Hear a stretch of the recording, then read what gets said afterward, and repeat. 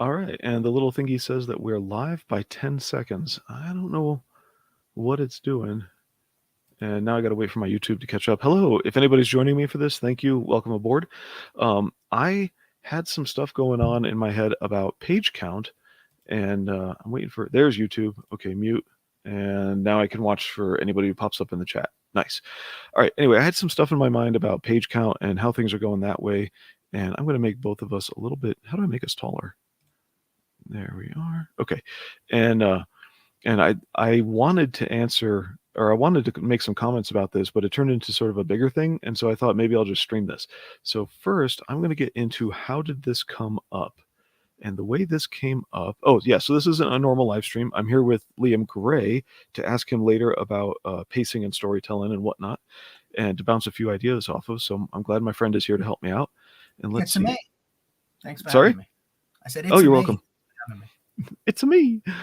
Let's see, share screen. I gotta pick. You're so much smoother than this at me, and it's this one. Yeah, that's it. Okay, so I'm sharing. Here we go. So a while ago on the Twitless tubes, and let's see. Yeah, get that. If I can make it a little wider by narrowing the window. No, that's just okay. That's what it's going to be. A while ago, yeah, April 1st, Mad Ruth, who has the book SOLTAC going on. Hey, Mo Biggs, thanks for showing up. Mo Biggs, so I am just starting in. We're getting to why I'm doing this stream. Let's see, highlight you, hail the chat. That's us. Why I'm doing this stream, I'm basically cheating lazy on recording. Instead of recording a video, I'm just doing it lazy and live first. And then Liam just happened to be available, so I invited him to help me out later. So I wanted to talk about this topic of page count in books and wasted pages especially. And like, it's not exactly decompressed storytelling. Some of it's just wasting for other reasons, which I'll try to bring up. But this is how it started. Was Mad Ruth.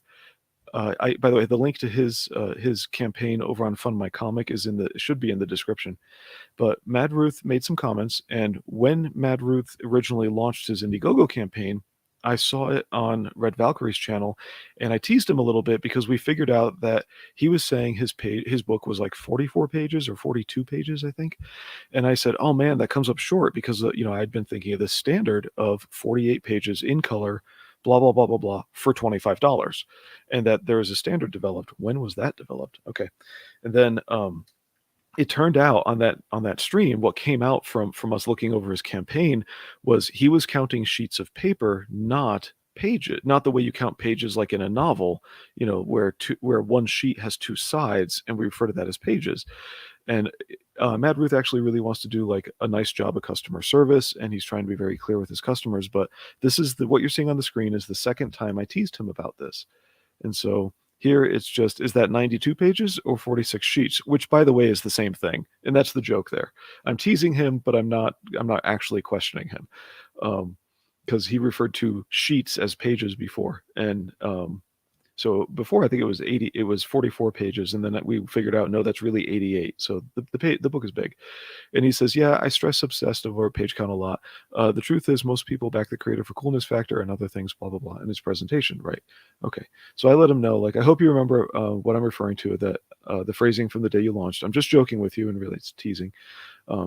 Now by asking because, these words, blah, etc. And he says, oh, I remember everything. It's all good, my friend. I'm not going to elaborate on how much time I wasted trying to figure out proper page count and going over other campaigns to see if there's a standard. So one, in terms of the character of this guy, he definitely wants to be honest with people and present things well and properly and all that.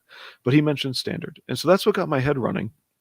And I had come up with, let's see, stop share, present, share screen, different window. And I started writing like a little response in a tweet that started out, oh good lord, this is an essay. It started out, I was teasing a little earlier, and then we go on from there. But then it just, one idea built on another, and I thought, okay, get out of Twitter, don't hit send, and start writing. And I wrote out a bunch of thoughts. And then let's see, switch windows, hit here. I'm impressed with how quickly Mad Ruth adapted to Earth life. Yeah, especially considering he landed in Canada, which is like the land of the weird. So their money isn't even real. So anyway, he did adapt well. Okay. All right. So I started writing out thoughts, and then I thought, okay, I'm going to get these out one day. And then weeks went by, and it's like, why even answer? And then Peter Simeti, so let's see, present. I got to stop one and share screen. And Liam will be able to get a word in edgewise here in a little bit. Let's see, there's Matt. That's the Matt Ruth one. So Peter Simeti put out some tweets here on April 18th. Judging by the submissions I'm receiving, it seems like episodic storytelling in comic book form has largely become a lost art. Now I'm going to pause there. Manga's a little bit different from American, I realize. The nuance of those differences are kind of another reason I'm glad that Liam is here. Right. Yeah, even this is so. I'm looking forward to talking about this specifically. I'd love to talk with Peter about that specific issue, and it is just as big of an issue in manga right now as it is in Western comics. But yeah, I'll let you continue. Yeah, actually, do you mind reading for Peter? Because I hate feeling like I'm the only one talking sometimes. I'm not going to curse Peter with my Aussie voice. You're gonna have to do it. Like, if you can, can you imagine if I say anything that Peter says, he'll be crucified. So just. Yeah. Is this going to be a manga? All right, wait a minute. My headphones just went wonky. Just a sec. There. Now I hear an annoying buzz in both ears. We're good. Okay, I'll just finish reading. And what I mean is each issue has a different situation or plot in which the characters are involved. It's a mix of both character-driven and plot-driven elements. So much storytelling nowadays is event-driven, and characters feel one-dimensional and irrelevant because of it. What happens when a story is bloated and drawn out? It takes too long. Let me see. I'm reading weird here. Yeah. Where's my mouse? Anyway, it takes too long to get where it needs to go. That's an image. Don't click on it. It takes too long to get where it needs to go, and it ends up inflating the production costs of the comic when someone could have used 1 or 2 pages to tell a story that is taking place over the course of 5. Everyone loses. Yeah. Yeah. Mm-hmm. Yeah. So, and then Peter Orchard here says he blames manga. I don't entirely agree with Mr. Orchard on this one. I think there are many sources for this, but I blame manga due to the size. They simplify the pages and stretch out the story. I think there's some nuances to that to both support and contradict what Peter is saying, and I think you can support it and then point at other examples that this phenomenon isn't just single source. So, okay. So we got this far. This is where we are. Wow, what a topic! Let me know when you can, where I can unleash the orange. I got a lot to say about this. Like, this is very interesting to me. Is this going to be a manga show? Not. We're going to refer to manga, but not exactly a manga show. I know you hate it, but I'm actually more concerned about American comics here. Yeah, I'd like to talk about American comics and stuff as well, largely, for the most part. But go on. Sorry, Blue. Okay. All right, so we're going to jump into my godforsaken essay, which is not intended. So, oh boy. In fact, just to make it... All right. This would be as if I were answering Mad Ruth, which I finally gave up on because time passed and stuff like that. I was teasing about page counts earlier, but it opens a broader topic. The only standards, because these are standards, are either historical, which is 20, 24, 22, 24 for floppies or bigger issues or specials. And I was told a 48-page minimum to qualify as a graphic novel in Europe. Okay. Mm-hmm. Is that the case? Yes. All right. Good. I'm glad you're here. All right. In 2020, on a Bancroft stream, we discussed multiple times for Comicsgate I say that now because I'm not part of it, that I'm like, oh yeah, that thing. Anyway, we discussed multiple times for Comicsgate a minimum of 48 pages of story in color for $25. Okay. And it relates to price because all of this is costly to produce and print. And actually, Liam, if I'm printing in grayscale as opposed to line art black and white, does that touch on color printing? There's no real distinguishable cost difference. No, at least not through the printers that I operate with. Okay. All right. Anyway, stemming from the earliest campaigns, and there I'm referring to like your boy Zach. Actually, hold on. Sorry, I should say you were asking just regarding the printing, correct? Like, yeah. Okay, cool. Just making sure, because more detailed art will cost more for a page rate, obviously. But it's Okay. common sense, worth And I'm mentioning. thinking grayscale with its shading as opposed to line art, which is pretty binary, black and white. Yeah, shading takes a lot of time. Look, you're basically, as things are set up now, you're basically coloring, but you're just using black and white to do so. With the, I mean, if you guys have a look at what we did in Kakshi Murd3r Dolls, you'll see it's all sort of grayscale Mm-hmm. paint. It's all it essentially is. It's just limiting the palette. Okay. All right. So black and white go longer. If black and white meaning the book go longer or lower the price, and word got around mostly. But he had said, but I realized something as I was writing this. Buying is still a buyer's choice. Like if people want to pay $25 for less, it's totally up to them. All right.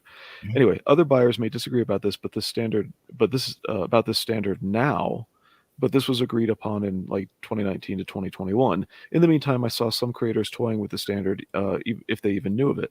One creator, and then I'll probably pause down here. We'll see. One creator on the show didn't know and claimed that Richard C. Meyer had advised him that if the story doesn't reach 48 pages, just throw in sketchbook material as filler and don't specify which kind of pages they are in your campaign. That's pretty bad. This means that RCM was aware of the expectation, and yes, we absolutely knew he was aware of it. He was part of the origin of it, and he advised deceit. And that doesn't sound quite right. I think Richard Allegedly, yeah, know that this is what you're told. mm-hmm. Right. I'm writing that in the rest of this paragraph. That doesn't quite sound right. Oh, it's okay. I think RCM advised something slightly different, and it was phrased badly when repeated. Okay, so Richard had talked about how 48 was a great length for getting a lot done that can't be done in smaller books. Blah blah blah. Okay, Mhm. so I noticed Kakshi Murd3r Dolls came under that standard, and yes, I bought it anyway. That was a very odd part. Yeah, Kakshi Murd3r Dolls was 36 pages, I believe, of sequential artwork. Mhm. And we were originally going to just do a standard 24 because it started out as a challenge. Can you do a comic book in a month? Mhm. It was a sort of practice exercise, and Yuka had essentially started on it behind my back after hearing me sort of just off the cuff. I was teaching her how to essentially, pitch a manga and what makes a comic book, pitch a comic. And I just threw Kakshi Murd3r Dolls off the cuff. I was like, here, there's this and this and this happens, and explaining the human element and stuff like that. And because she'd finished all of the other project, you can read about this in Kakshi itself. It's in the front of the book, but while she was doing something else. Oh, while I was working and she was finished lineup, we're getting Kakshi murdered. Gosh, I'm not good on streams, am I? While we're getting Kakshi Dolls done, she was. What am I saying? Sorry, I'm being distracted by the dog. I'm sorry. She did it. Oh, she did it behind your back. Yeah, she did it behind my back. She did I think it was about the first 6 pages of the book got done. Now, that's not the first 6 that you see there. It's actually beyond that opening scene. I actually did all that opening scene. That's all me. So to bring it back, she started with, my name's Agent Baby Doll at the farm. That was her first page. She did a few pages of that, and we had to sort of reel back in and just talking about pacing. That's an example of what we needed to do to make it work. But yeah, page count was under the thing, but at the back we added out extra pages that pushed it out to be about 30 or so, I think it was, out to about 60 pages total. Mm-hmm. So, and we included a lot of extra lore and stuff and poetry and schematics, weapon system write-ups, stuff like that, to give people more world building, Yeah. So, and by the way, I need glasses, so some of this was really tough for me to read because it's nighttime. I'm at a funny angle when I read, and I'm just going like, yeah, I gotta get my glasses, man. So all this lore I haven't even read yet. So. Yeah, it's just like animal write-ups and breakdowns, and some of it, like a lot of the stuff that I did in the Da Vinci style pieces, you're not really meant to be able to read it. That's why I chose to use handwriting to write it all in. It's if you can pick bits out of it, you might get Easter eggs, but sorry about the confusion. But yeah, no, like you can definitely do things in smaller page counts.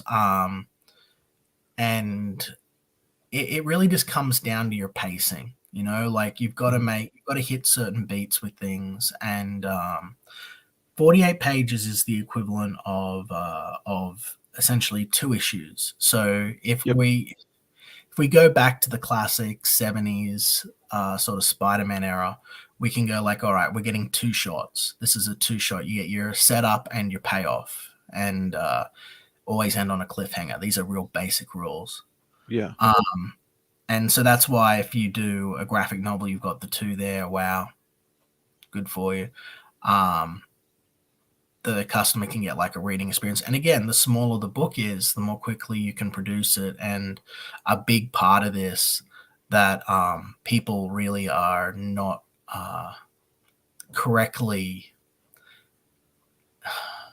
taking advantage of, even myself, I'm not doing it as well as I would like, is consistent release. Is you want to be able to just drop these things every month, every 2 months to keep audience engagement. When you go and do bigger books like I did with Xenotype or Wonder Island, these things are like 200-page tomes and more of the manga style. There's a lot more production that goes into them, a lot more. And if you don't have a really fired up fan base, that enthusiasm, it will die off. You know, it'll fade down. It takes a lot to keep it the excitement going. Yeah. So that's a release schedule type pacing that matters. Of course, not what we're talking about with storytelling pacing, Yeah, but the yeah, setup and payoff. I remember when I first started reading Sandman before the Vertigo imprint existed. Is that there were. I think I picked it up in the Game of You sequence. So it was right after the Vertigo imprint they started, but they had adult books under like a premium label. It had a different logo in the corner. And I remember those books, and then the Chris Claremont, Jim Lee X-Men, if that was Claremont. Sorry, I was paying more attention to Jim Lee's name on it. But the Jim Lee X-Men started around then, and I remember some books being literally 32 pages, including the ads. It was 32 pages inside a cover, and then I noticed books got short suddenly, and it was 28 pages including the cover, and still had 8 pages of ads in it and stuff like that. I mean, it got to be a weird game. But people have yeah, been playing a page count game for a long time. So, yeah. and then people are saying, no, comics are always 20 pages. I can go back, I can find them. They were 24. Yeah, So, 24 is the standard page count of a Western comic book. There are exceptions, there are differences. Again, 32 is a little bit more for your bang for your buck. All these always have to be divisible. For those of you who are interested in the trivia, they have to be divisible by 4 because of printing restrictions. So you can have a 16-page comic, a 20, a 24, a 30, a 32, I should say. Like it's sort of where you can go with them, but it's not like you're going to get really small, sort of like almost church zines in the modern marketplace. It's just not, people just don't buy them. yeah. So And I think everybody in our most of our audience was going to understand that as you print something and then they take the large printed sheet and fold it up, and then here's a spine, and they cut it around the rest, and that gives you, this would be 1, 2, 3, 4, 5, 6, 7, 8 pages. So there'd be one more fold, and then here's the spine, and they cut this part off like that. I think everybody is now well aware of that. So multiples of 16, because that's called a signature, is 16, but multiples of 16 is best. And so a 32 page comic is kind of easier to produce because it's, 2 signatures at, nested together, and then not next to each other. That's a different binding, but nest 2 signatures together and put a cover on it. But anyway, so just keep everything running as smooth as possible. Yeah. But yeah, just for it being 48 pages, I mean, it works. But I mean, you've got to realize that this is you're baking a cake here. That's what I always say. Like, you're baking a cake. You're not just trying to fill out page count or condense within page count. You're trying to tell a story, and you need to deliver it in such a way that it's going to work. Now, you got to know your characters. I mean, we can talk more about this later, but you got to know your characters and what you can deliver, and you've got to know the type of story that you're going with. And I feel that a lot of people, both in modern Western comics because of just lack of experience, I think is the honest answer. Uh-huh. Their eyes are bigger than their head. And this applies to me too. Like, let me just show you something here. Like, this is I'm not too dark, am I? Can you see me? I can see you. So this is a floppy of Xenotype. This has got Raging Golden Eagles character on it. We had a limited number of these. This is 24 pages. Okay. Right? And Xenotype, even though Odie wanted to expand it out bigger than what I wanted, it was originally only a 60-page project. A lot of it was decompressed a lot more. But I worked with it, we made it work. I did notice it was a bit decompressed, but we can get critical on that later. Exactly. But you see that we start out here with an establishing shot, and then a kid being hunted, right? Simple, straight away, immediately, okay, there's something going on. This kid is scared. You get to see the monster. That's another 2 pages. Kid's sort of freaking out a bit, running for his life. You get to see the first foreshadowing of the monster, the kid's death, and then we cut straight over to Felix. And what you immediately get here is his interior logic, like his internal sort of thoughts, where he's waking up, he's starting his day. We're introduced to him, and he's got a general positive attitude about life, and his own flaws. We shuffle down to an establishing human shot. That's 2 more pages of humanity. This is why he does what he does. Very simple. This is him and he doing stuff with his mom. You see that he helps out at a nursery from home, essentially, for so that people. There's a lot of home babysitting in the States, so exactly. You're fine. And he pops back over here to then we see that we get to introduce him to his family life, to his friends, I should say, which are also very important to the larger story. We go through, and there's about 4 pages of those, which is 2 more than I wanted. But then we cuts in up to the larger horror. We see someone get grabbed, and then we've got 3 more pages of just, the abduction. That's it. And it ends with someone being, well, this guy's name's Scott, but we end up with a guy being abducted in a similar way to the beginning of the book. So we've got a closed circle loop for the first act, but it's not a loop that is focused on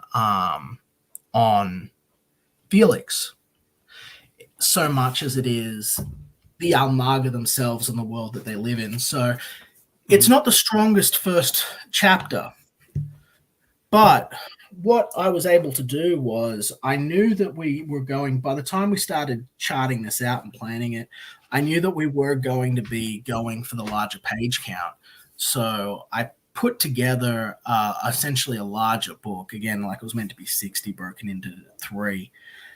And what a lot of people don't sort of realize, and myself included, Xenotype is a very big story, as you can see from the fact that we've got these world maps and stuff, and I've got the whole planet charted out, and I've got multiple franchises, and I know what's going on in each one. Each one's a self-contained story that's part of a bigger meta story. I was very ambitious, arguably maybe too ambitious.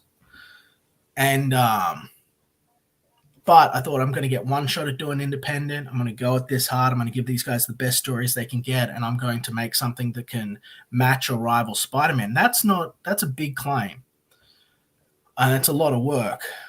I think a lot of people come in with that same attitude, and when they're going to do their comic, they're going to do their thing. They've got this grand saga planned out in their mind, like Star Wars.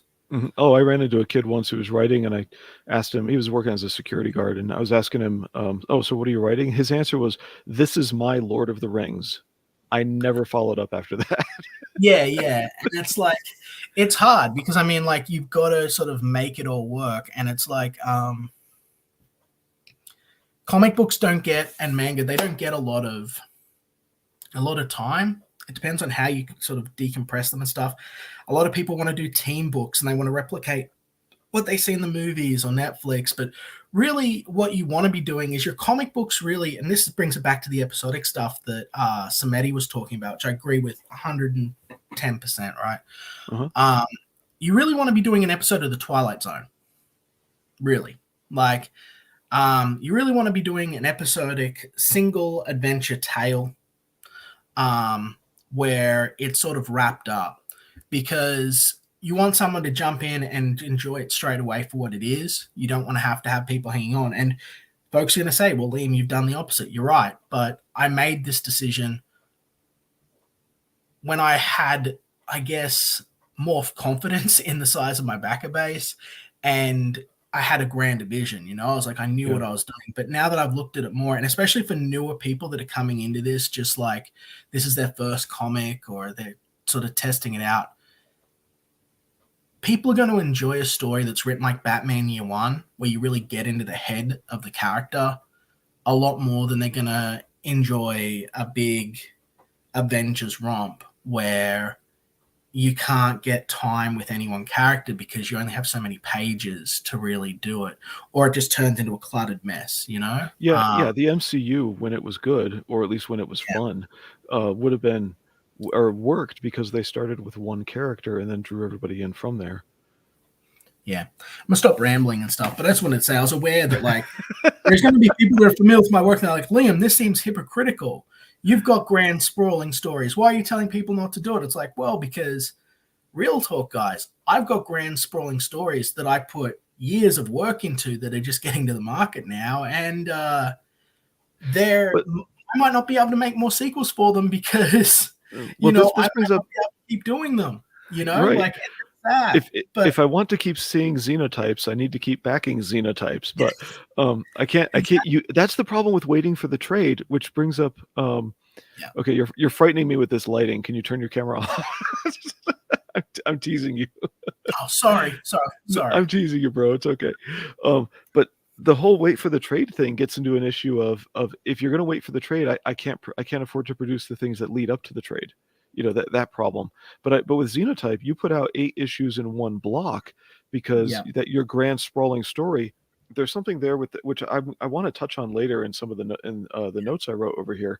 But there's something about the customer service aspect of I'm providing you a product, and I don't think it's all just I'm trying to tie customer service, providing a product, Michael Bendis's decompression, and how people write nowadays for the trade, so-called, with not providing a good story in the single issue, or even kind of over let's just say over marketing what they do have. And as I pick this one, I'll say why I'm saying that about this book in a few minutes. But you, if you're gonna, this is a problem I see in manga as well. If you're going to spew through pages so fast, but yet we expect 48 pages in color, blah blah blah, for $25. Now you're getting to a point where you're kind of ripping me off, which is exactly how I felt when I read Fiendish. But let me keep reading and we'll get there, and then you'll find out why this is on my desk. So all right, for a moment I will kill my camera. Okay doke. So let's see, back to what I was, this was sparked by me going back and forth, having a little interaction with Mad Ruth, and him saying he was looking for a standard. Okay. I've seen books with unnecessary page waste, such as Fiendish, Relentless Tin Soldier #2, and Viking Wolf, both of the, or all three of these, using overlarge art too often that doesn't help to move the story along, rather than splash pages only for effect. They stretch the art over page count by making single panel pages. Comicsgate used to be against decompressing the storytelling. In the case of Relentless Tin Soldier #2, I didn't understand why. Pause there. I actually thought that maybe his book was intended for a much younger audience, and that made sense to me. And then he told me, no, it's intended for teenagers. So, okay. The story is accomplished, but it's too short. Whereas Relentless Tin Soldier #1 was much better. For Fiendish, which I want to review Fiendish in the future, so it's hard for me not to say everything I would put into my review, or even like on this topic of page count. It's hard for me not to just start saying more, because I'll just get to that during my review. So there's more about it. But anyway, in Fiendish, she was using manga sensibilities and style in an American book to the detriment of both the book and the story. Yes, all the art is beautiful, but manga storytelling blows through page count to get the story out there on a fast production schedule. And I needed to change some of what I say here, which is why they all start in black and white, and the art is often looser. That's not true. or less detailed. That's only sometimes true. Okay. While chapters in manga accomplish plot, they may or may not accomplish story until you string a few together, and that's where I thought of Xenotype was like that. And then so the difference between story and plot, it really matters in that concept. Fiendish ended at 46 pages without accomplishing most storytelling elements needed to have a whole unit. Plot events without meaning, single note characters with no reason to care about them, etc. It should have been 28 pages or fewer to get as far as she did. The character in Fiendish reminds me of a superficial imitation of Berserk, given an immature misunderstanding of the character of Berserk. Because even in one chapter of Berserk, this is getting into stuff I would put in my review. Let me reach behind me. Yeah, Berserk is solid. Berserk is good.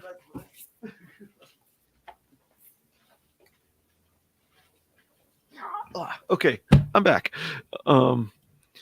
This is 3 chapters of Berserk put into this, and most people are buying the hardcover now, which has I think 3 of these in it. So, but the hardcovers are 50 and these are 15, so 3 times 15 is 45, and they're smaller, so I don't have to get like a storage shed to hold all the books. Yeah. Anyway, in one chapter of Berserk, sorry, wrong side. I'm doing the double upside down and backwards thing.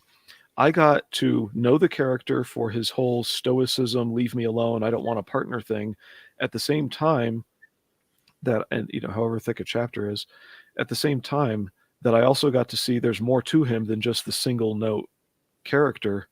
Mm-hmm. And where is the chapter break? Am I in chapter 2 at this point? I'm upside down, I can't tell. Yeah, I think I am in chapter 2. But just the first chapter of Berserk got me more about having two facets of guts than the whole book of Fiendish got me on there we go. This is one chapter right there. See, it's a third of the book. Mm-hmm. I got way more out of this for getting to know guts, and it's faster. You can do this in an American comic in terms of how the pages are laid out with 1, 2, 3, 4, 5 panels, 1, 2, 3, 4, big 5th panel. It's kind of like an American comic. It's just physically smaller. I know that the text they put in there has to be a little bit bigger, but this is mostly in Japanese. Yep. Mo, I appreciate your hatred of manga. Just don't underestimate that. Anyway, but writing wise, if you're going to say this is my chapter and they can blow through pages about like this, then, because this is more pages, but still you have to write your story to fit the format it's going to be in. And I didn't get that out of 46 pages of beautiful art over here, but here we go. Accomplish plot, they may not accomplish story until you string a few together, right? I got story out of one chapter of Berserk, so which is a third of a book. Okay, Fiendish ended at 40 without accomplishing single note characters. Reminds me of, given a misunderstanding of guts. It should say guts, not Berserk there.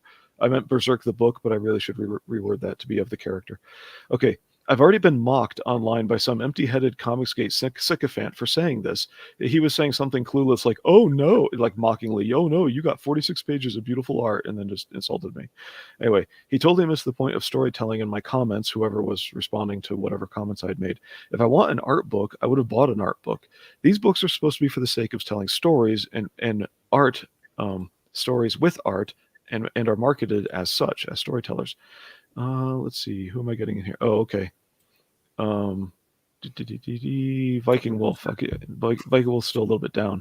So let me just recap a little bit here. And again, I'm not going to just hop on about Xenotype. There's certain things I lament with Xenotype because it was the first issue, it was the first arc, and the point of it was very much to raise questions with people. It was very much to sort of have you want to jump to the next issue, just read through as quickly as you can. I wanted it to read like a classic Western comic book from the 80s, where you'd be like left with a cliffhanger at the end of each chapter and want to just keep reading. And I was successful in that regard. One of the overwhelming critiques and commentary I got from my backers was always I couldn't put it down. I read it all in one sitting, That's pretty impressive considering it's a whole chapter. But what you'll notice if you really look at it, like especially if you just go over what we just did there, if you go back and check what I was showing, I do everything in a 5-act structure. Even my single chapters within my 8-chapter story is actually a breakdown of is the Shakespearean 5-act structure. As you can see there in that first chapter of Xenotype, you'll see that it's actually Lost Boys there. The story is just not revolving around Felix. He's within the story, because what you're actually getting to know in that first chapter is the world and the Lost Boys. That's why it's titled Lost Boys. A lot of this you got to think about, but you'll notice you can break it down into page count and pacing if you were to really, analytically look at it. But you'll find the same thing with the next chapter and the next chapter again. Mm-hmm. Each chapter is 5 acts into a larger thing, and these again, then we have 5 larger meta acts that take place over the course of the initial 8 issues, so that essentially when the first volume ends, you are left with very specific questions that both you and the lead character share, and are compelled into the next issue. I'm really, really excited to release the second book of Xenotype, because that's when I can start telling really good storytelling, when I can start like really showing off, like we were talking earlier, the more episodic and one-shot things. But this was ultimately to bring into light the question of who he is, while still mirroring a classic sort of I guess like Western storytelling. A battle mixed with Western storytelling, like you get to see the main thing about this that I wanted to do in the first book to make it different to a manga and more like a Western comic book is every single one of Esper's powers are established in that book. So instead of it being like this is one of the ways that Xenotype differs from other manga battle series, is that essentially everything he can do you see in this book, or at least everything he sort of knows how to do at the beginning is in this book. And as the series goes on, it's more about him learning how to utilize the tools he has very well, rather than just coming up with new powers to save the day. Like he doesn't just, it's a new villain and this one can mind control, so today I'm going to get the ability to, turn green and shoot a giant mega blaster out of my hand. Like that's not how Felix or Esper works. So Right. So I wanted to showcase throughout the course of the fight, for better or worse, his strengths, his weaknesses, the areas that he can improve, his shortcomings, his emotional strengths. You get all of this about Felix if you really look at the book and what Esper can do. So by the end of Xenotype Dreamcatcher 1, you set it down, and whether you love it or hate it, you know what the character's capable of, roughly how strong he is, the attitude of his friends, the flaws of his friends, the nature of his enemies. There's foreshadowing. There's this oppressive, tyrannical world that's holding them down. There's a cynicism and a cruelty that is clearly vile. There's, as you see there, there's animal abuse. But this wasn't 8 issues of world building. This was you showed us plot and got us there along, so that we're growing along with one character. Yeah, that's exactly correct. That is exactly what I wanted to do, and I wanted you guys to enjoy it. Thank you very much. It's only about 4 days' work. That was when Odie was at his peak. So, yeah. And I'm talking about the cover image here. So. Yeah, I know. Yeah, that's what I'm saying. Yeah, so Odie at his peak. And it took me a moment, but yeah, I see 5 just not that the stream wasn't intended to be about Xenotype, but hey, we need examples. So let's see. Act 1 is the attack on the person we hear about later. Act 2 is a 3-page introduction to Felix himself. Life is good. Act 3 is Felix's home world, where he's here. Act 4 is Felix and his friends, which you could split in half between him. So 4A is just him and his friends, and then 4B is him and his friends dealing with bad news. Dealing with the bad news of the loss of their other friend and how they're going to react to it, how it affects them. I needed to show the flaws and weaknesses and the empathy, and there are different ways that they deal with death, and how some of them are a little bit off and stuff, and how it's sort of more normalized in their world. And then you turn the page, they walk on, and if they were just 5 minutes later, then maybe one of them would have been grabbed, because boom, there's someone else, and you find out that it's Yep. And you find out who's grabbing these people. Oh, it's not just some random monster on the street. It's a paramilitary clandestine organization.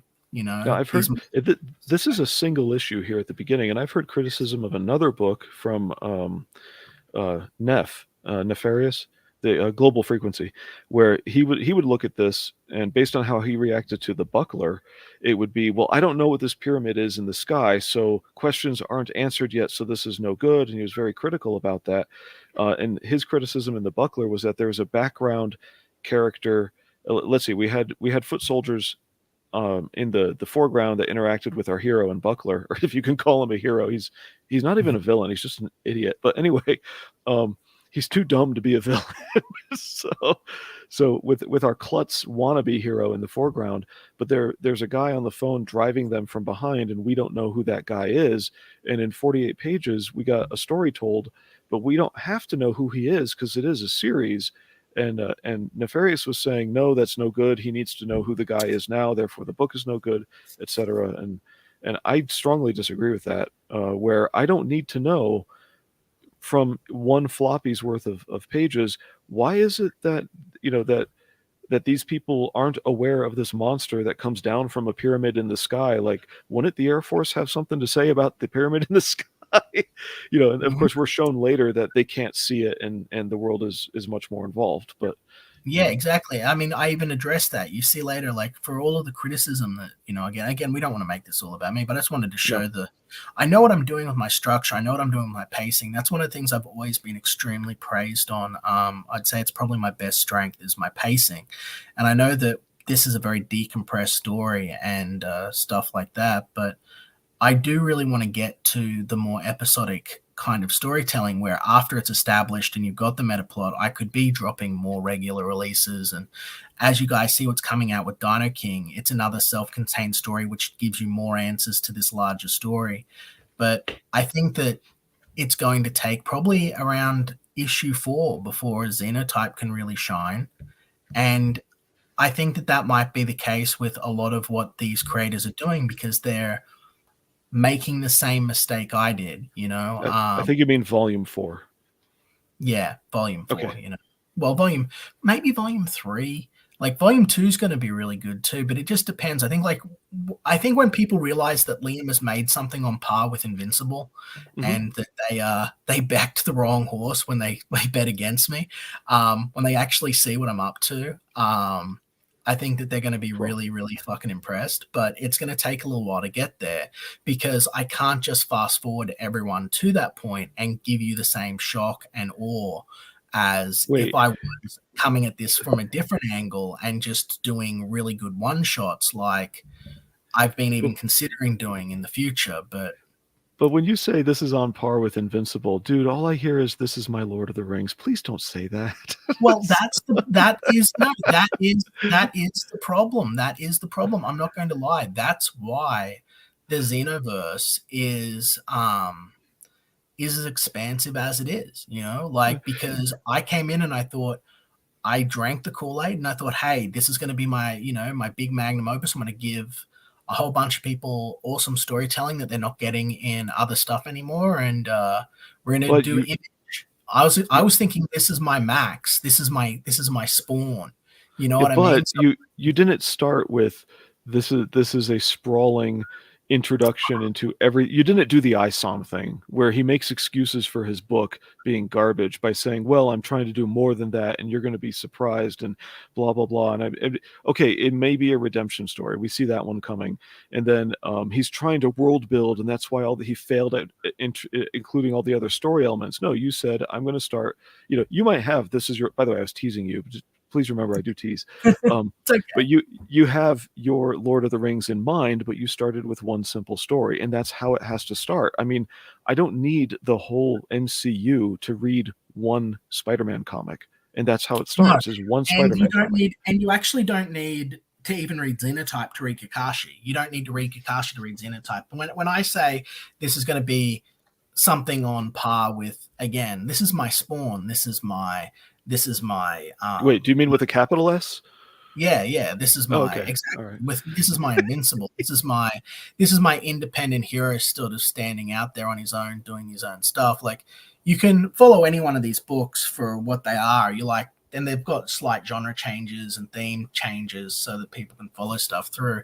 But I really want to get to the pacing um, where I can get back to sort of just good single one shot episodic stuff. That's what we really need. It's what we're lacking a lot. Uh, but I can't do that just yet because of unfortunately the way that I did it, you know. And I've Yeah. thought about just going, hey, maybe I should just try and do something completely unrelated to what I've previously done, you know, and just do another one shot hero that's completely self-contained. Dinah can close, but it's still tied in. Oh But yeah. like just go something really classic and strong in that regard. Yeah. But But by the I've way, got I hear the the dog existing going again. Yeah, I'm sorry I about that. want to tell you, don't worry about the dog or if your kids come in and make noise. I came from a really large family, so I totally get it if interruptions happen on stream, man. It is like Yeah. not a big, I, yeah, I have a lot of cousins and nieces and nephews and stuff. Like it's totally, I understand noise, man. It's fine. I'll be. This won't be happening anymore once I'm relocated. So I'm very happy once we've Understood. moved. Understood.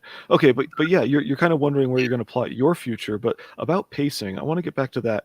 This this book is only the main story. Sorry, there is a little bit of a backup story in here, which does with Mm. art. There we go. Here's a backup story, and it does relate to the main story a little bit, I think. Did I even read it? Did I read the backup story? I'm having memory problems. No, you know what? I don't think I read the backup story yet. That's why the book was still out. Okay, I have way too many books, dude. Anyway, the main story here is 24 pages. And so when it comes to pacing, before we go further with this, I want to ask you, what are the main elements of pacing? If I were writing and you wanted to say, okay, make sure you think about these things, you need to give me a 2 to 5 minute. Structure, Yeah. structure, drama, and resolution. People Okay. often really overlook resolution. That's a real major thing. Like, and I'm not talking for your character. I'm talking for your reader. You do want people to still be engaged in a way that they're like, oh, that's cool. They feel like when they close the book, they've closed the book, but maybe they can wonder about certain things. Okay. It's like, and I am pro cliffhanger, by the way, but I you'll noticed. notice Yeah. these things come after resolution. And what'll happen is people will often make this mistake where they won't structure their story. They'll have no idea where they're going. They'll sort of know where they're going and they'll meander towards it. And then they'll have their characters sort of have unrewarding emotional arcs that just sort of go nowhere or just sort of meander around.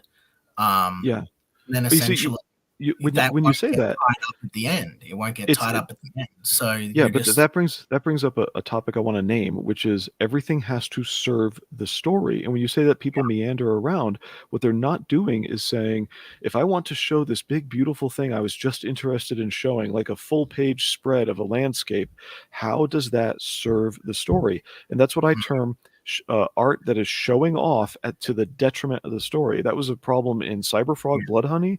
That was a problem in where he was fancy with the art, but it actually distracted from getting the story told at times. And then that was yeah. a problem with Fiendish for sure. Her art's really pretty. That's fine, but it's not being used well.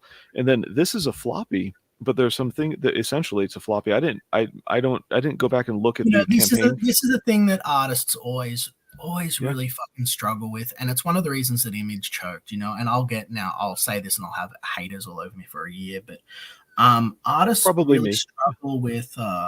really struggle with this one simple thing, and it's why does your audience want to see that?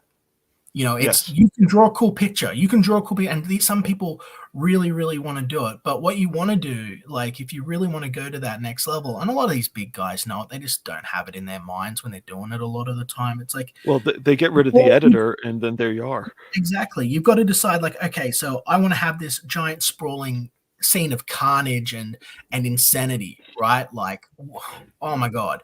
But why does the audience want to see that? It's one thing for them to go, wow, but you will get a whole extra level of engagement if you can couple that wow with, oh, it's this, or oh Mhm. my God, like if you can just blow them away. Like with a plot twist. That's why your plot twist double page spreads and stuff like that are really impressive. It's one thing to have a landscape. You open up to a vast, spooky New Jersey style landscape, and it's it's the Jersey Pine Barrens. It's fog and mist, and you're standing on a cliff top looking down at it, and you're like, oh, whoa, what the hell's that? It's another thing where the exact same thing plays out, but then boom, there's like the corpse of a giant fucking 50-foot tall monster lying amongst the dead woods. And then you look closer and it's the face of their father on the fucking monster's body. And you're like, what the fuck? And then you find out, well, that's where the guy's father was from back in, Act 1. What the hell? There you go. Boom. Immediate more engagement. Same image with just a little bit more punch. Like, if you just tie it to something that the audience is already invested in.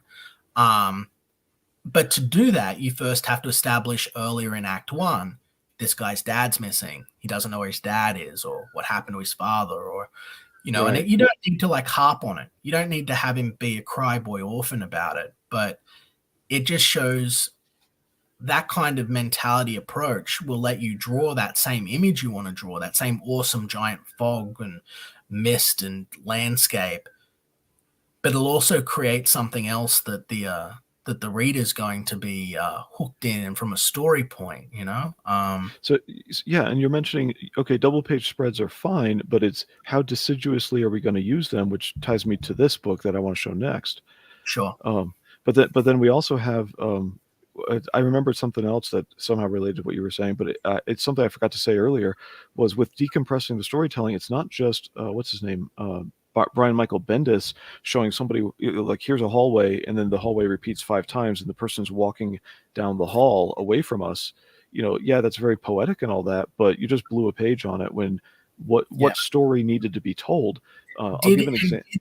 Did that atmosphere that he was trying to create actually transfer to the reader, or are they literally just going to flip past it in 2 seconds? Because most of the time it's just flip, Yeah, there's one transition in this book.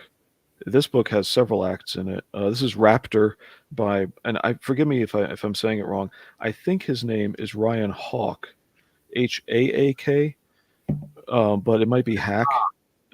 Sorry? I hope it's not Hack. If your last name is Hack, man, you got to change your last name. You can't be a writer with the last name Hack, right, brother. But I think it's Hawk.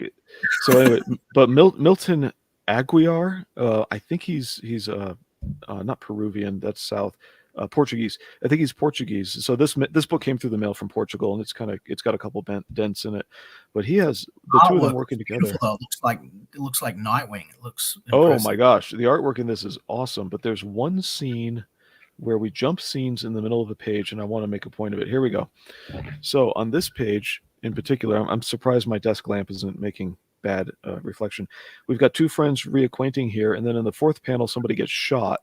And then now we see a close-up, so we're not starting this scene with a broad view, and then it's this guy. That's the guy who got shot there. So it's a little bit of you can argue that it takes the reader out of the scene by saying what happened, which one of these got shot, and it might pull the reader out of the story by saying, we don't know what just happened here. But really, what happens in most books that I see now is they would take this, spread it all the way over the double page spread, so that at the page turn, then you turn the page and see the guy get shot. And this panel would now be another page later, and they would just repaginate all the artwork or the entire scene ahead of time to just stretch it over 3 pages instead of a page and a quarter. And that's the wasting that I see that Ryan Hawk did not do. He actually made good use of this and made a transition and just moved on. He conserved the pages and got more story out because of it. That serves the customer. Yeah, I understand. Like, it's a lot of these guys that, like, I was talking to, and power to the Mr. Hawk, because as I understand, he's a younger creator. I think he's like in his early 20s. He's just sort of cutting his teeth in this. Oh yeah. So time, but a lot of these guys that, like, I'd talk to in the indie scene when they're starting out, like, they didn't even understand like how many words they could put onto a page to begin with. Like, they didn't understand that. It was something that I kept getting asked quite a lot. so it's something I've answered a lot. But then at the same time, we have this problem where there are a really vocal minority, and if you're a creator watching this, please pay attention. Mm-hmm. But there is a vocal minority that are telling you to show, don't tell. That's bullshit. That is utter 100% bullshit. How so? Let the artist worry about showing. No, As the writer, way, I'm not saying sit there and narrate every single every single fucking thing that someone does. But if you've got a really good prose, like if you're writing something like old 70s sword and sorcery or like old Hulk style, like if you're tapping into that old Silver Surfer style and you've got like narration, do it. These people with whole narration as a sin, you're not allowed to narrate in books, they make me sick. Like, it's ridiculous. Of course you're allowed to have people talking during fights. Of course you're allowed to have, narration. we can have a narrator who isn't the thoughts of one of the characters too. Yeah, exactly. Like, but there seems to be this weird vocal minority, and they really are. They're not like a huge group of people, but are like, no, we just want art. We don't want words on the page. It's like, well, these are books. Do you know how many of these indie books that I bought? And I literally put them down. I spent thousands of I won't swear, I spent thousands of dollars in this space. And you know how often I put down, it's like, I don't know what the character's about.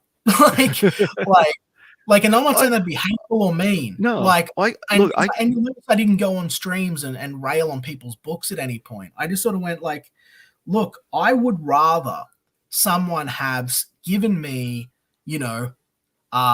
Peter Parker Spider-Man bitten by a radioactive spider. Now, deals with balancing his volatile high school life and the responsibilities of being your friendly neighborhood Spider-Man, and then a story about a guy fighting bank robbers, then a lot of what I was getting. Like, we could compress this stuff, like Pete said, down to 2 pages, so long as it's simple. Like, not everything needs to be this grand thing. And a lot of people, and I know it seems hypocritical given my own work here, but a lot of people just aren't ready to do it. Yeah, you got a little more decompressed than you intended to. That's good to know. Thank you for confessing your sins. We'll absolve you later. I'll mail you some holy water. Hey, do you know how to escape a mount? A mount, like what? Commando roll away from a horse that's trying to kill you? Like what? No, like when a dude is sitting on top of you. Oh, mount because someone's on top of you, right? Yeah. Yeah. Of course. Do you know how to escape mount? Yeah, I was like, what? Like an angry horse. No, that's fine. Anyway, there are several motions, that would go between this frame here shown on the screen and this one right here to get one. This guy's on his knees. You got to get his weight up. But see the right arm here looping in around the top guy's left arm, that becomes this grip over here right there. But this is not just a single frame from there to there, but we get the idea. It's okay. Oh, I'm sorry. It's pretty obvious. It's pretty obvious, Blue, that we can see that the guy on the third panel has clearly lifted his entire body weight by the back of his head off the ground. He's just used his head to lift his whole body. Well, it's actually more of a momentum thing. You pull yourself up on the other person. Here, let me show you. No, just hold still. No, don't. No, I know, dude. I'm just taking the piss. No, this is a good action. Okay, yeah, page. Yeah. It's an action page. His erector spinae and his cervical has got to be way strong. But anyway, yeah, and thankfully there's some composition stuff that I would have played around with. Like, see that you're a wild. That's a bit blurry. You're a wild fowl to round. Oh, we're talking horses after all. You're a wild fowl to round up. I would have spun him around to a front on shot, exaggerated the worm's eye view a bit more, and had both hands up underneath him. And right now he's sort of holding him up with like an elbow, which I guess is more of a partial real thing. I think it's his hand is on the far glute is what it is. Like, you'd want to grip right where the glute and the hamstring overlap. And that's probably where his hand is. Yeah, it's kind of like a victory thing, but like he's Uh-huh. not quite there because then he follows through with this he follows through with this like back break basically. Because who I doesn't guess want to that's redo Nightfall? And I'm sorry, that sounded a little mean towards Craig, but I meant no, people like the Nightfall thing. Anyway, but no, this is Craig's work. You Mhm. said something about words per page a minute ago. And look at this. First off, this is compressed just fine. We don't need every single move enumerated. We get the idea that he went from underneath to pushing his way out and trapping the guy. That's he's trying to trap in a triangle. Now how we get from here to there is a little unclear, but hey, it's a fight scene. I don't need a frame by frame. Seriously. Like I get the idea that he's in trouble, but he stood up and he just picked this guy up. Because where is his other arm in this case? Okay, I get the fact that it's a fight scene. Seriously, I don't need every frame. And then here, I know there's criticism about, and not towards this book, but in general. Oh, you can have only 5 words per balloon, and so many, and what is it, three balloons per panel or something like that. I don't know the rules all the way, but look at this. This is fine. I'm reading. Okay, if I want a Yeah. movie, I'll And watch a movie. that's exactly. And I mean, this is the thing. Like, there's nothing. See that's something that people would get roused on. Oh, they're not going to read that page. It's like let them read. Like let the customer read. Like it's better to have the stuff there. It doesn't have to be like a giant wall of text. You Mm-hmm. don't want to go the wrong way, but like this And look isn't at the. just either. Like this is actually true of most modern comic books in the Western market. Like if you were to word for word weigh up most modern comic books against their contemporaries, you Mhm. would find you'd find that modern comic books can't like they. You're getting about 4 issues worth of content every 12 comic books now. Like Yeah. one for one, it's ridiculous. It's stuff that you could tell in one story in one comic book. It's now getting spread out into a 3 to 6 arc, and Yeah. it's just ridiculous because the Well, artwork isn't even really all. It's more pristine. It's cleaner. There's less mistakes a lot of the time, but I don't feel like a lot of it's better. Last no. week I went over all of the DC covers that they were releasing. Oh, sorry, all the Marvel covers they were releasing this month. Mhm. Uh there's only a single super heroic cover coming out of Marvel all month, and it's one of Miles Morales holding up a building from crushing an African American family. Everything else is just heroes standing there like they're models on the cover of old fashion magazines. I'm not I don't want. joking. I'm not joking. They're not telling you anything in the story. There's no detail there. It's just like action pose, new hero, or new villain. And it's just like, it's such a loss because your cover should be enticing the audience and telling a story. Like, I don't Oops. know. I feel Sorry. that, in all honesty, and I'll shut up after this because I've been ranting. I'm sorry, but I really A feel bit. that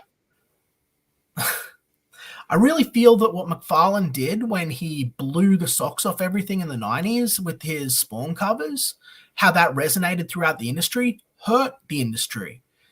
I love those covers. I love his work. But I feel that it sort of everyone's pursuit to emulate it and mimic it meant that the storytelling cover that would randomly pull in normies or kids or people that might laugh at it, like it just disappeared. It just Hmm. disappeared to be replaced by these action pose or fashionista covers. You mean like And this one? yes, I mean it doesn't look bad. It doesn't look bad. It's a beautiful cover, but I would rather, that's a book about an alien invasion. Mhm. Maybe something to do with that. Wait, Like have you read this book? maybe, Okay. I feel maybe like I'm the Liam, old dude. This thing maybe barely Liam funded. I has, feel like I'm the only one who has it. maybe Liam has 2 other accounts that aren't his own name where he backs projects from. Oh, Maybe, nice. Maybe. maybe. so that people can't see what he supports, like Okay. I thought that was a very talented art team. I thought that they were very good at what they did. I don't want to talk too much about the story or anything, but you know, I have an eye for talent. I keep an eye on the people that are in the indies that are good, and I think that the Raptor team have potential, a lot more than a lot of other people, and they finished and did their work without any crap or drama or conflict with anyone. So I want to see more of them. I want to see more success for them. Okay, so before I jump back, I want to remember to say this because I've interrupted myself twice. The story pacing thing. We do need to return to pacing after I read more of my little it's not an essay, it's just me barfing thoughts out on a Word document. But Tom King really dove into that writing for the trade thing, and it came to a point where some of his issues, as I read the first trade paperback of his Batman, they ended nicely where the issue was a story, and then other times it was like is the editors really rein him in. He's only good when the editors control him, really. But but a lot of that turned into that because of writing for the trade. Now I'm just cutting it almost wherever. Now the DC editors didn't quite let him do that, but I look at other books and they literally just kind of cut it where convenient. I'm out of pages. Let's make the last 2 pages seem like it's an ending to the issue, when really they could just write a big thick book and then just physically tear it into pieces and sell it that way, because it's just so badly paced for issues. Like the right for the trade thing from Tom King and many others before him has been, I think, destructive towards pacing a story, where now we get Peter Simonides.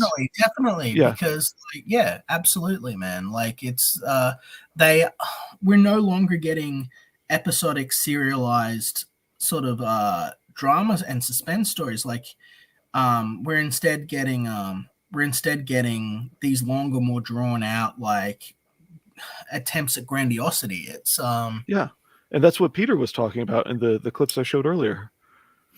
Yeah, he's definitely right. Very insightful. I would love to have a sit down and talk with him about it, where I have the willpower not to rant like this. Well, I'm sending your wife some tranquilizer darts to calm you down. But anyway, I did notice with these pages here that I'm showing off, pretending that these actually go in order as if they were telling one solid story. Notice how he's got, if we put these in sequence, he's got 8 panels. 1, 2, 3, 4, 5, 6 panels. Inset 2 panels with a large page. Love that breathing room. I love that cyborg brain thing. Like I want to do something like that for Kakshi. But his pages breathe. Like if these were 3 in sequence, it would be breathing room. You go a whole bunch of little bits hitting you. This is fast paced.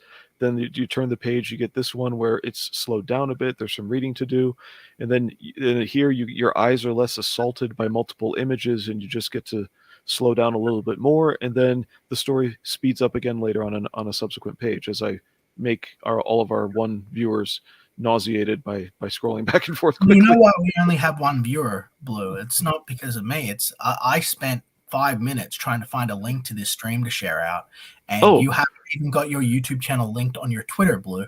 You don't even have your YouTube channel linked on your freaking Twitter, and you haven't shared out the link with anyone, Blue. Okay. I'll do that. I introduced this stream. I'm not complaining about it, but here, I'll tweet this. Copy, and then I'll tell you what, see that Raptor cover?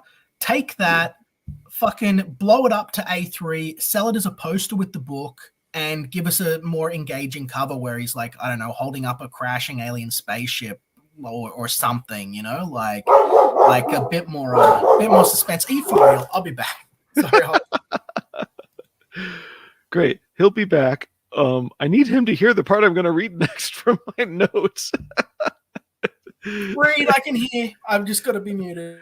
Oh, okay. All right. Well, then let's go back to the notes then. Let me see. Share screen. Present. Because nothing's as thrilling and action-filled as a Word document. So where were we? Oh, we were here. Okay. Get a little water. So picking up where I left off. The person who was who's trying to insult me, missed the point of storytelling the point I was making in my comment. If I want an art book, I would have bought an art book. These books are supposed to be for the sake of story of telling stories and art, or I should say with art, and are marketed as such. This is a bit of a rough draft. So here we go. Usually, some storytelling qualifier can be accomplished in a single floppy, but not all. I give 2 floppies worth of pages to see it, and as Liam and I discussed before, 48 pages is 2 floppies. It's very simple. All right. So the Fiendish failed in many aspects, I should say respects. Despite the art quality and the attempts of using callback mechanisms, which she did that well, but I'll save that for my review. Something she did well there. Ironically, I'm subbed to Allie's channel, and she does streams with Screech. I got to comment on that now, about the very aspect at which Screech failed. Okay, when I was with Rini on a couple of streams, and very briefly, I think she might have, for one of those 2, I think she might have left right before I got on, but because of her voice and the way she uses her voice, which bothers the hell out of me, they were joking about it, and Screech was, I think, just a fun nickname she was given. There's that. I did make, if you ever see her referred to as Renal, REEENAL, that's my new nickname from her, coming from a joke about her voice and the way she, very irritating. Anyway, Manga-chan, also good singing voice, but when she does either that head voice of like type singing, or when she does the playful whining like, oh, Liam, like that, bugs the hell out of me. But when she actually just uses her clear throat and uses a clear voice, Manga-chan could sing really nicely, has a nice voice. So anyway, all of this using callback mechanisms. She does streams about storytelling there. Using callback made me realize that while we still want the book page count of story for the money, there's also a problem of decompressing the story over the art and doing splash pages to cheat the customers, or that cheat the customers, not to cheat the customers, but they have the effect of cheating the customers. I don't think anybody is deliberately saying, I'm going to blow through art pages in order to not have to do, because they're still drawing X many pages. So it's not a deliberate attempt to cheat. It's that as a side effect, cheat the customers in terms of telling a story. It's a type of decompression different from what Bendis did, while CG was against that decompression at the start. Now Fiendish and Viking Wolf are just showing off on the art side at the expense of actual storytelling. By the way, Viking Wolf is a perfectly fine story. It's a floppy, and it was kind of marketed slightly different from that, I think. I'd have to look. 1 part wolf. So it's the artwork on Viking Wolf is absolutely fucking astounding. I didn't know it was a floppy. I was expecting a 60-page graphic novel. I'll get to that in a minute. This can be done in many ways. For example, by the way, if you want an example, that's EG, not IE. IE is Latin for therefore. But anyway, several times Bloodhoney was showing off too fancy at the expense of story clarity. Yeah, and even Nefarious pointed that out. But I'm here referring to stretching the art over the page count. Fiendish was like she just stopped at the end of an action scene because she had 46 pages, and we neither know nor care about and people whom we neither know nor care about died, giving us the origin of how another secondary character joined the one-dimensional main character about whom we also don't care. I hope that was clear. So, in reading, I'm trying to avoid the trap of caring about the main character simply because we're told that trying to read my own stupid writing. This is not edited. No, that's why I did what I did. That's the reason that we have that line there is actually the reason that we have the daycare scene with Felix. It's to show, look, this is a guy that he doesn't have his dad, but he's manned up. He's there to help these kids that aren't even his. He's helping out his mom. He's based off my best friend from high school, actually. Cool. But they were just running a daycare to try and keep themselves from losing enough social credit to drop into poverty. Yeah. And you see that he's got a good charm about him. He's like, friendly. He's, not afraid to be a bit of a goofball. And then he goes off with his friends, and he's a loyal friend that cares about, that's a very European American style of storytelling. I've noticed in a lot of the mangas that like I hated Eren for Attack on Titan. I can't stand the guy, but it's for everybody else that I kept reading the story. Neither can the writer. Okay, good. The main character. But So I noticed in manga storytelling, which Fiendish used, there's a lot of you'll get to know this character eventually. For now, he's just one dimensional. And then Berserk totally broke that and said, no, he's more than one dimensional in the first chapter. So is that a typical manga storytelling style to leave people Look, one it's dimensional? really, really hard because manga is kind of like, it's like saying, is it a comic book thing? I mean, look at how many different comic book writers there are. Look at how many different styles and everything there are. But I would say that in the instance of Attack on Titan, it was simply because, as the author said himself in multiple interviews, I didn't really understand who my main character was when I was writing him. He didn't, even when he didn't know what he was doing. Like, and you'll find this with people that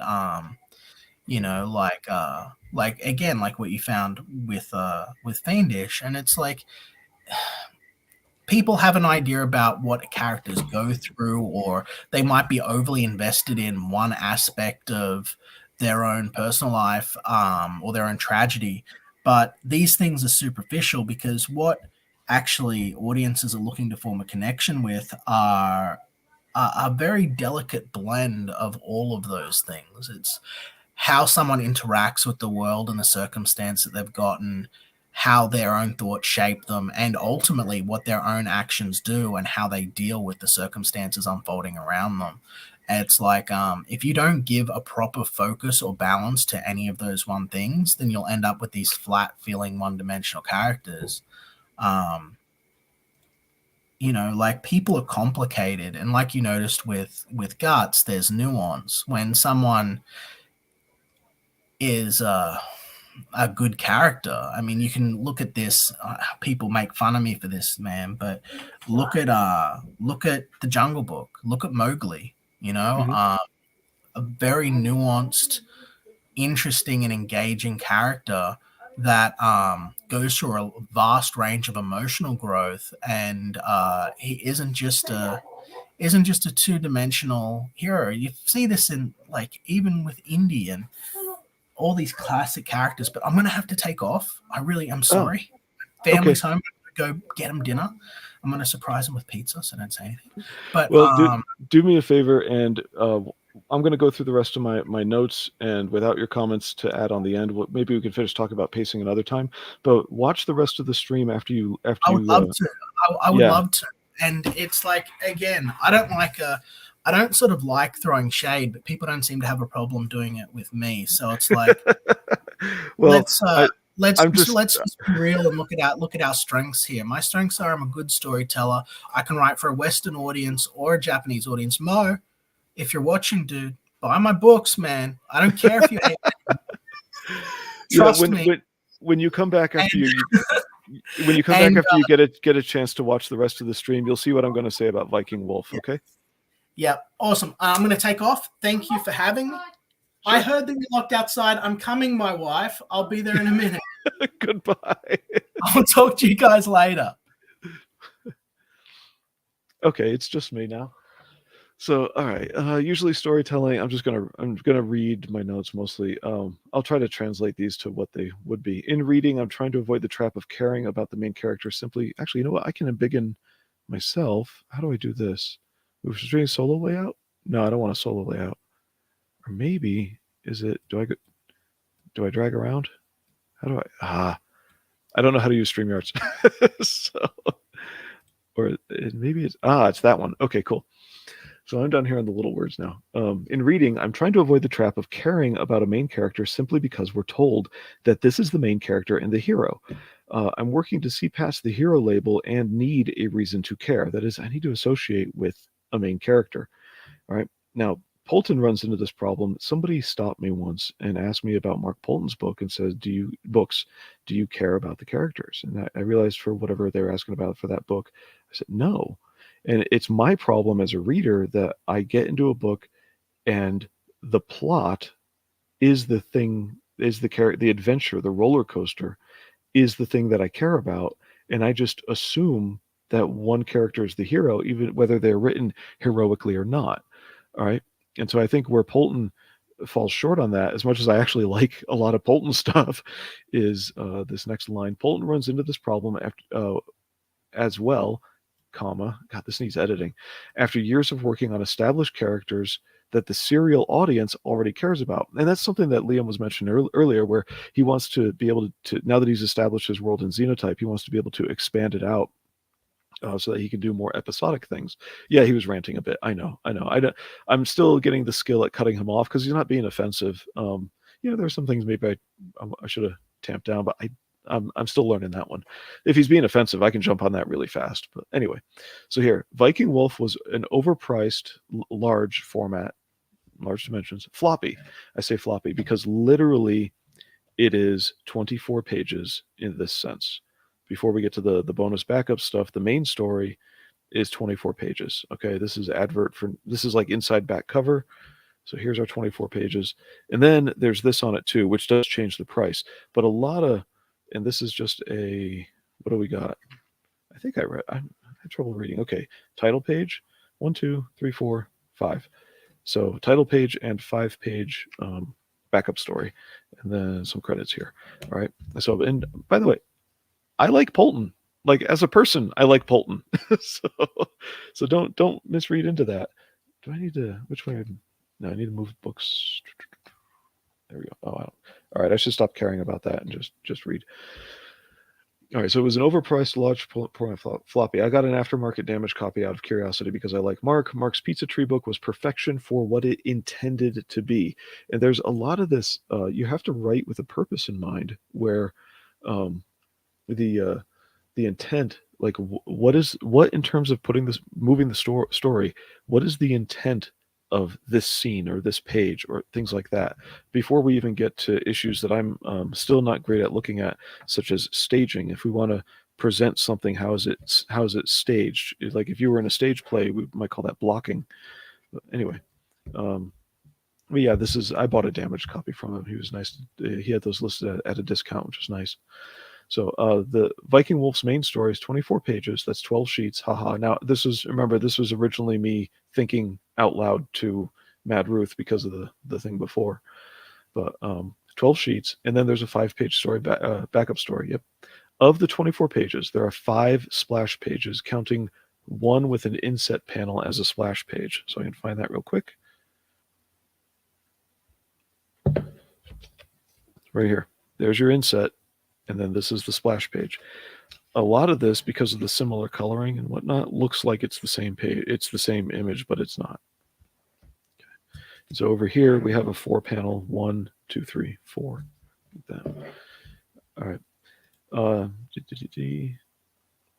Which are five of which are splash pages, counting one that's an inset, and 3 double-page spreads. I don't know if you can read it this tiny, but it should say spreads, like plural. So my mistake.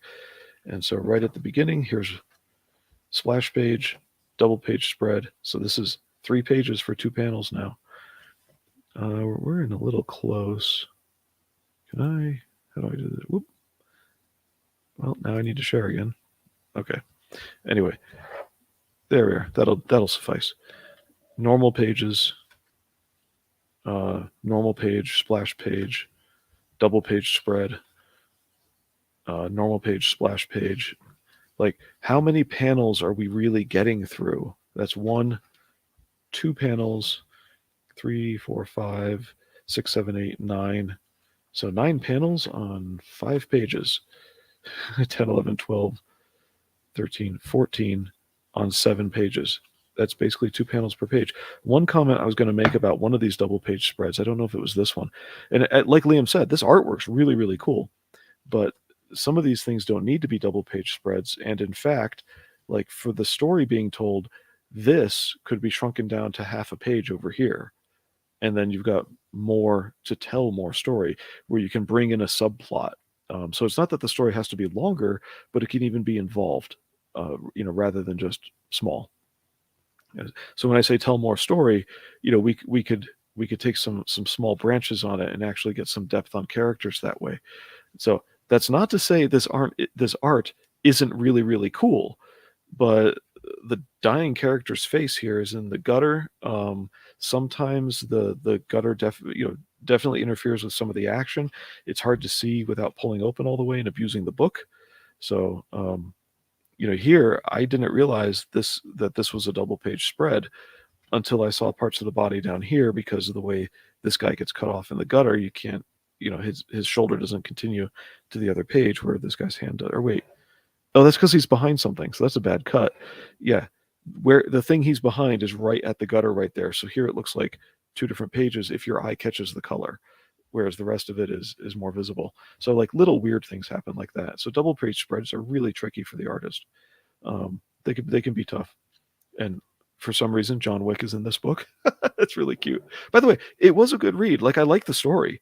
That's not a problem. But this really didn't need to be large format for the price. And there's a lot of page waste going on in that sense. All right, so back to here. And I had almost half the book. That's 11 of the 24 pages is used for showing 8 panels plus one little headshot inset. That half of the book, 11 out of 24, is 8 panels. That's it.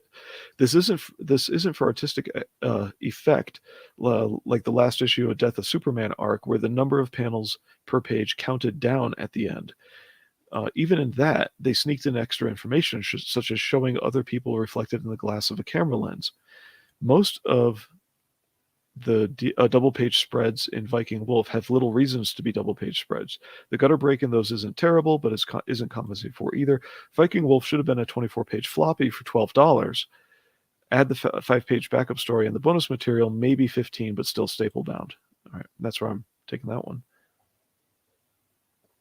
Like the failure of writing at Image Comics, art is the priority for a lot of these CG books at the expense of story. Viking Wolf is almost entirely splash pages and not worth the price point. Sorry, Mark. I'm looking at it going, you sold me a floppy with 5 bonuses. It's like, ouch. Sadly, the standard we came up with in 2019 and 2020 for pages, color, and price reflected the earliest promotions from Richard C. Meyer, EVS, to Naples, Tiber. Sorry about that, Art. Almost butchered your name. Anyway, soon enough, many creators, mostly newbies, were trying to provide less, even offering 20 pages for $25 in a couple of campaigns, cheating the customer whether they knew it or not. All right. And yeah, I know that's a pretty big statement there, that some creators were cheating the customer and not knowing it, but whether they knew it or not. Maybe they didn't know they were cheating. I think it was not Soul Finder, the other, Death Shroud, if that's the name of it, was a regular 20-page floppy for $25. And people like to say, oh, but the artist is so-and-so. I don't care. There are so many comics to read that I don't have to care about who the artist is. And so I didn't argue it with anybody, but I didn't get Death Shroud because you got to be kidding me. You want $25 for that book. I love Kanan White's artwork, but sorry, man, I'm not doing it on an unknown writer. Or I don't know who wrote Death Shroud, but it was just too many unknowns. You're not going to sell me that. So anyway, and this was Death Shroud trying to get, or Brett, not Brett, sorry, Death Shroud trying to get into a market where it was $25 per book without actually considering the book. Back to SOLTAC, Craig, he looked it over to say, what's the standard here? He actually researched. I mean, that guy respects the customer. I'm not even looking at Dragon Rage, Jimmy Ray's book, because it's 40 pages for 25.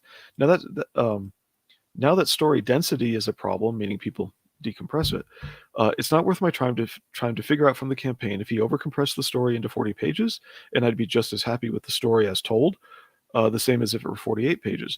Page turns matter in the pacing of a story. This is something I wanted Liam for, was how can, that's the example I showed with Raptor earlier, how can we do page turns to get when you have to maneuver around page turns in terms of pacing your story, does it end up wasting or over compressing, that kind of thing. Some scenes need to be more than 2 pages and bleed into 3. Not everything can be adjusted easily, giving Rays the benefit of the doubt. However, it's fairly obvious that when a creative team, if it's a team, wastes page count like Fiendish did. Page inflation may be for lack of skill, maturity, and storytelling, focusing on the wrong priorities, or even deliberate. I don't think Screechy, the nickname from other streams she was on for her excited squeals, was deliberate for Fiendish. She just wasted pages. The imitated manga lacked understanding. She imitated manga and lacked understanding of storytelling as a writer. All right, and I know that she has experience that would contradict that, but hey, I read Fiendish twice, and that's what she did. So now, when I make my purchasing decisions, I not only consider color and black and white story, but story counts and also. Oh wait, color, black and white, story page counts, and I say story there in capital letters to distinguish from bonus material in the back.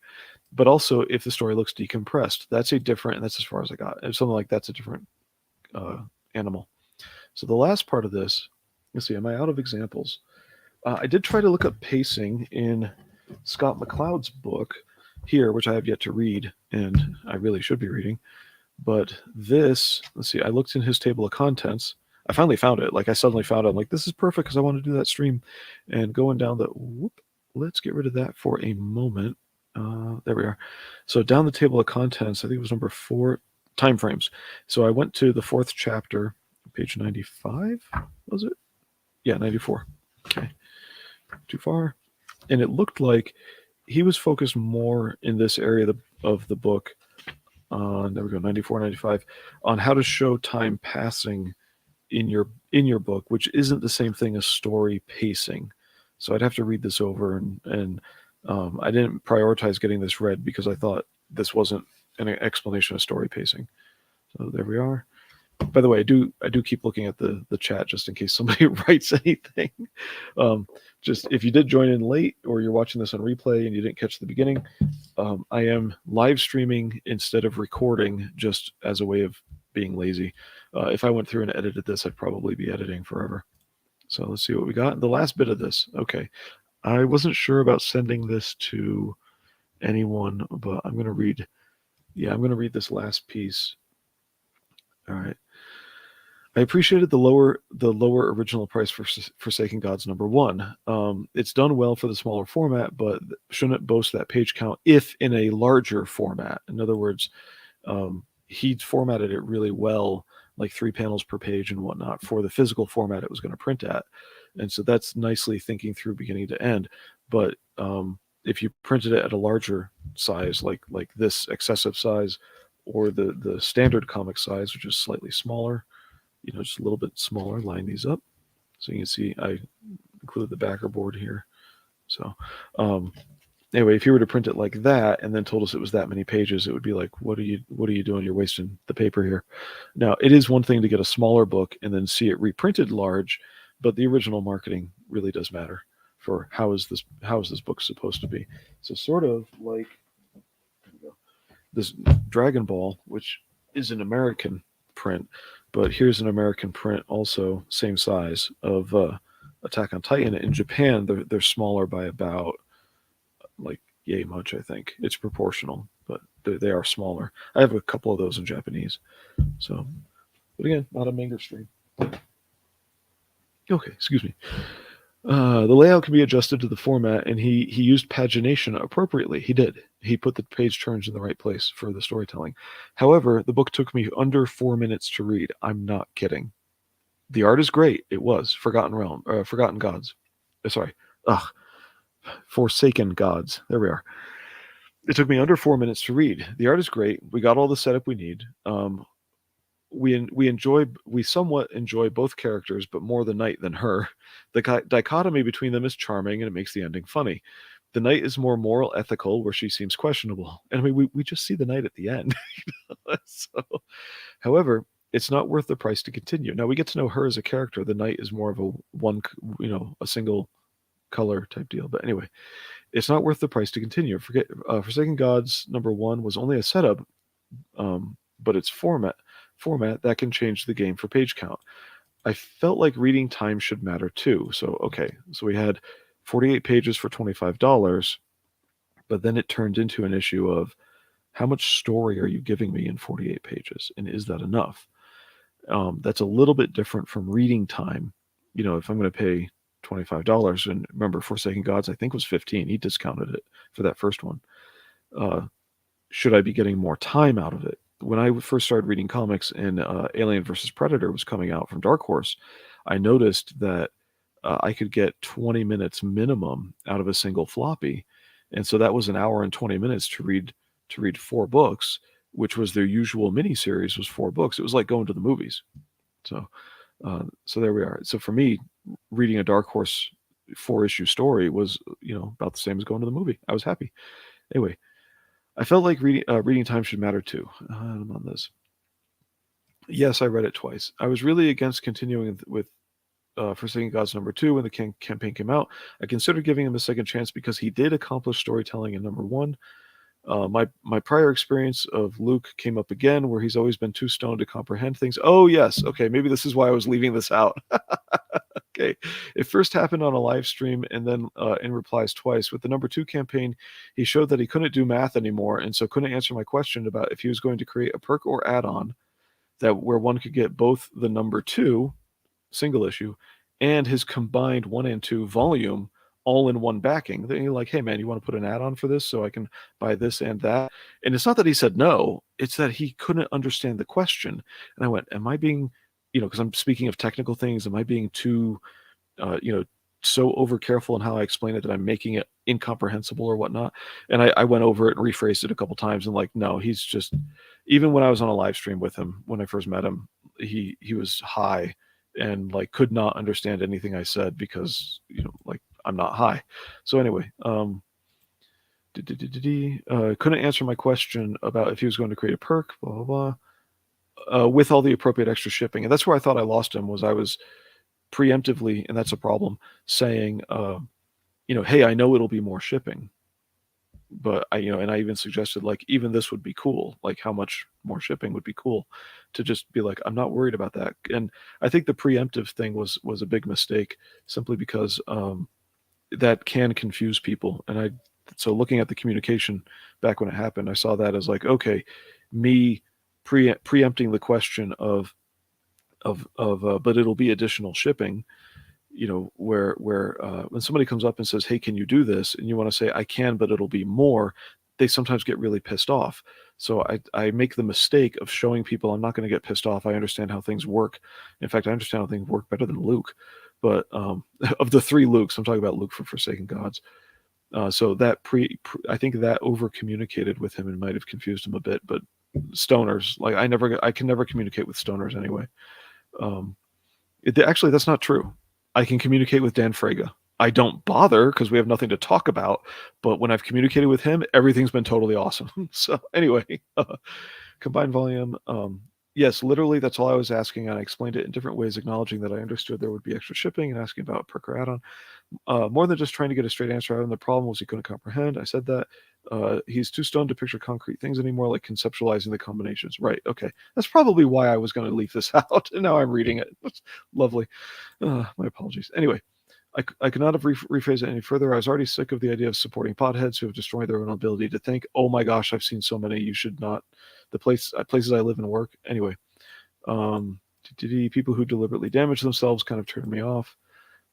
Sure, people smoke weed, but there's a difference between that and potheads I don't have time for.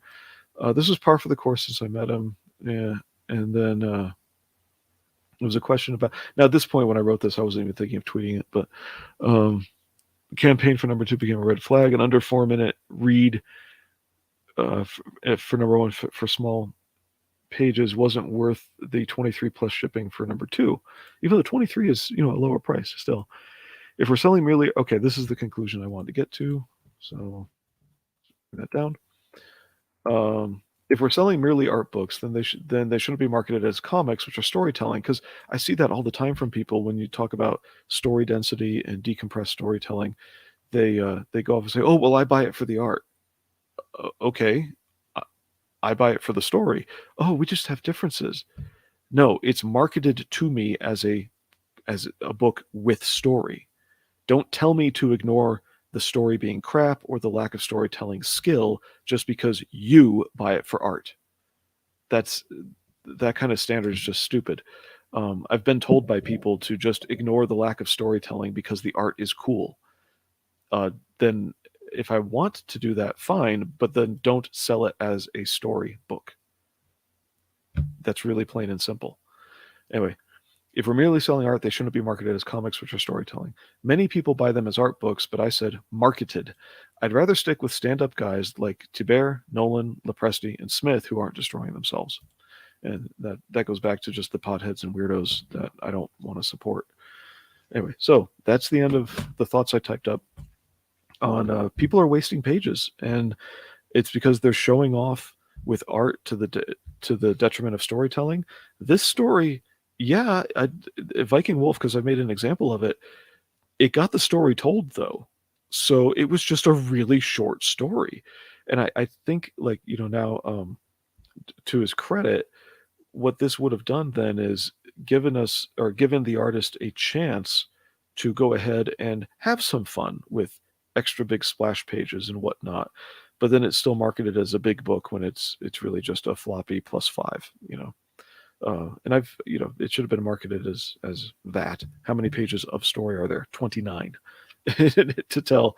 Yeah, and half of the 24, 11 out of 24 are 8 panels. So, dang.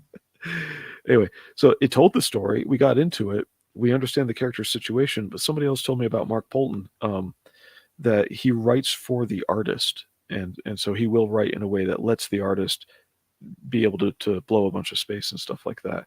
I do see people keep coming in and out in my little people count. Stop sharing. There we go.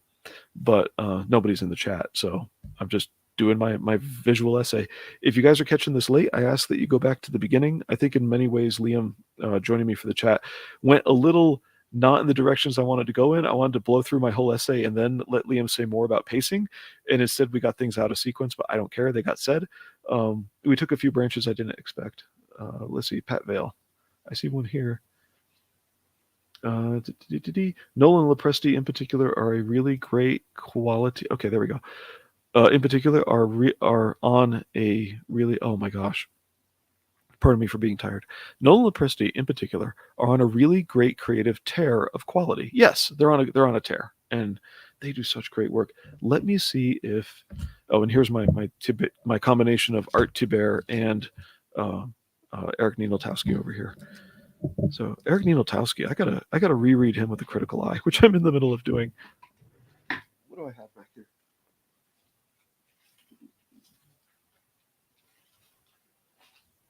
Oh, you know who's a good storyteller, whom I really respect too, is this guy, Clint Stoker. Man, I read the volume 3 of Downcast, Submerged, finally, like a few weeks ago, and it was great. I mean, he's doing really good work there as a storyteller. Okay, just a moment. Do I have anything else nearby? Besides gun magazines.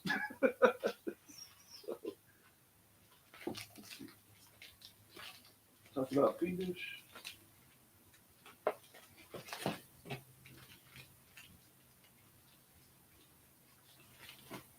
Okay, 2 more examples before I cut it off and go. I know this stream ended up being long. Given the format I originally thought we were going to work in, I thought this was going to be an hour, and oh boy. But I saw we mentioned earlier, so yes, I do actually own it. There it is. This is a floppy, and Craig Adams here, I can get rid of that. Craig Adams here did a good job of getting story elements told and established and all that in a floppy, so that's recommended. But I need to reread Shadow of the Kraken, not just because I should be fresh on reading before I review books. I read a book, I go, I'm going to review this, and 3 months later, I'm like, I can't remember what was going on. But I think it'd be nice to reread this without falling asleep in the middle of it, because I read in bed. But I want to now reread it with a more critical eye towards storytelling, the way I've been learning, and just see what exactly Vinny did, because we all like his art style, but things like staging and something I don't know enough about, and things like that. So how the story flowed, I think was okay, but in terms of then get the really minutia type issues, like when you turn a page and what effect does it have? Is this reveal too big that it takes away from us seeing things flow or stuff like that? Anyway, and the whole, yeah, that's just gross. So get that off the screen. Anyway, if you guys came in late, I appreciate you coming in. So Pat Vale, thanks for being here. Mo Biggs, who was here, I don't know, an hour and a half ago or something. So it looks like this was an hour and 10 minutes or 12 minutes ago. So everybody have a good night. Take care of each other. I like that thing Oleski Novikov says at the end of his little videos. He says, lifted everyone, hugged everyone.